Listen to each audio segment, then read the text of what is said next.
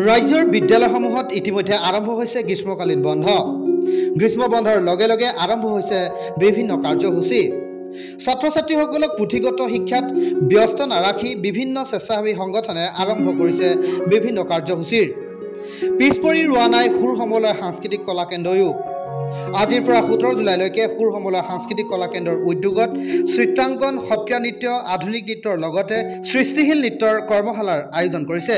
উক্ত কৰ্মশালাত চিত্ৰাংকনত প্ৰশান্ত ভূঞা, সত্ৰীয়া নৃত্যত মাজুলীৰ বিপুল শইকীয়া, আধুনিক নৃত্যত মনোৰঞ্জন দাস আৰু সৃষ্টিশীল নৃত্যত জনপ্ৰিয় কোৰিঅ'গ্ৰাফাৰ অসীম গগৈয়ে প্ৰশিক্ষণ প্ৰদান কৰিছে।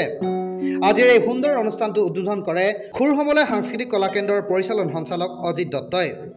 নমস্কাৰ, মই অসীম গগৈ পোনপ্ৰথমে অসমবাসী ৰাইজক আন্তৰিক শুভেচ্ছা জ্ঞাপন কৰিছোঁ আৰু আপোনালোকক জনাবলৈ পাই অত্যন্ত সুখী যে সুৰ সমলয় সাংস্কৃতিক কলা কেন্দ্ৰৰ মধুপুৰ চাৰিআলি গন্ঠিয়া লখিমপুৰত 10 জুলাইৰ পৰা 17 জুলাইলৈ এখন নৃত্য কৰ্মশালা আয়োজন কৰিছে, য'ত উপস্থিত থাকিব নিজে।